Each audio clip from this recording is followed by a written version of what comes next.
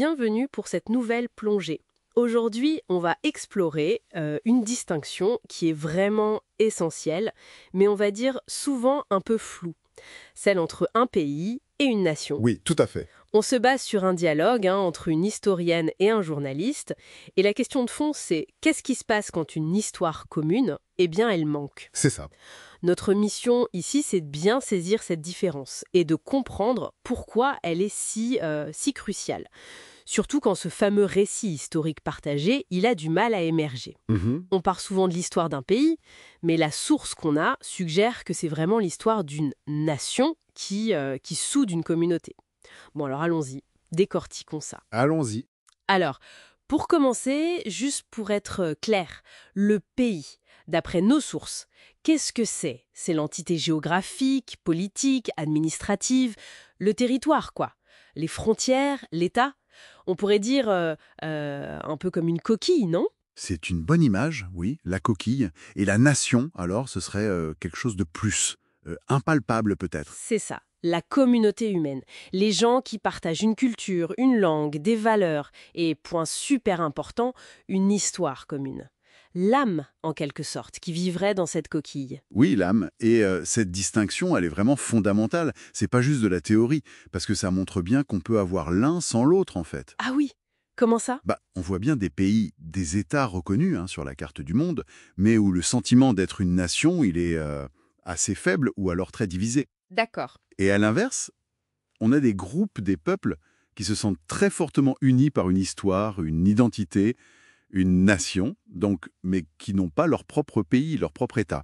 Les Kurdes, par exemple, c'est ça. C'est ça. C'est mentionné dans la source. Exactement. L'exemple des Kurdes est souvent cité pour illustrer ça parfaitement. Et ça nous amène directement au cœur du problème soulevé dans le dialogue. La difficulté énorme, parfois même la tragédie, d'un pays qui n'a pas vraiment d'histoire en tant que nation.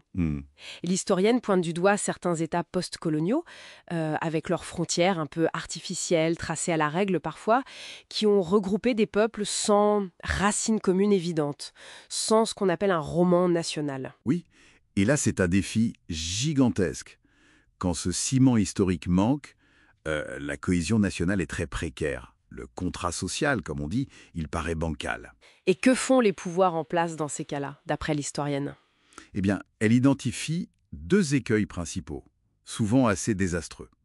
Première option, imposer un récit unique.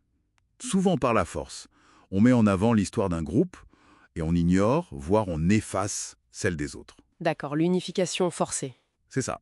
Ou alors, deuxième voie, faute de passé commun valorisable, on mise tout sur l'avenir. Un espèce de futurisme économique, on promet la richesse pour demain, mais ça reste déconnecté des identités, des histoires des gens. L'analogie de l'arbre sans racines, elle est parlante là. Complètement. Sans cet ancrage dans une histoire partagée, acceptée, l'édifice national est instable. Au premier coup de vent, à la première crise, tout peut vaciller. Et cette fragilité, justement, elle peut pousser à des stratégies pour essayer de combler ce vide. Des stratégies parfois assez troublantes. La source parle de spoliation de l'histoire des autres. Oui, c'est un terme fort. L'historienne parle de prédation mémorielle. Prédation mémorielle. Oui. L'exemple de l'ex-Yougoslavie est malheureusement très clair. Chaque nouvel État qui émerge essaie de récupérer pour lui seul des héros, des royaumes, des épisodes du passé médiéval. Pour se légitimer. Exactement. Pour se construire une légitimité historique, quitte à la voler aux voisins en quelque sorte. C'est une façon de se forger des racines en arrachant celles des autres. Une vraie bataille pour le passé. C'est fou. Et apparemment, il y a encore pire, une pratique encore plus radicale. La falsification pure et simple des archives. Ah là, oui, on franchit clairement une ligne rouge. C'est décrit comme un crime contre la vérité. Carrément. L'exemple de l'URSS sous Staline est emblématique. On pense tous à ces photos où des personnages comme Trotsky sont littéralement effacés, gommés de l'image. Oui, c'est glaçant. Là, on n'est plus dans l'interprétation ou le tri sélectif, on touche à la source elle-même. On truque la preuve matérielle. L'expression utilisée, empoisonner le puits, elle est très juste. Ça sape toute confiance, en fait. Évidemment. Comment voulez-vous construire un récit, même critique, si les fondations, les documents de base sont manipulés? C'est impossible pour les historiens de travailler sereinement dans ce contexte. C'est une question essentielle, oui. Et plus largement, qu'est-ce que tout ça nous dit sur l'importance de l'histoire pour aujourd'hui et pour demain? Si on relit tout ça, on voit bien que la confiance dans l'histoire, dans le récit qu'on a du passé, elle est directement liée à la confiance qu'une société peut avoir en elle-même, en son avenir. Donc, protéger les archives, y donner accès? C'est pas juste une lubie d'universitaire, c'est un pilier de la démocratie en fait.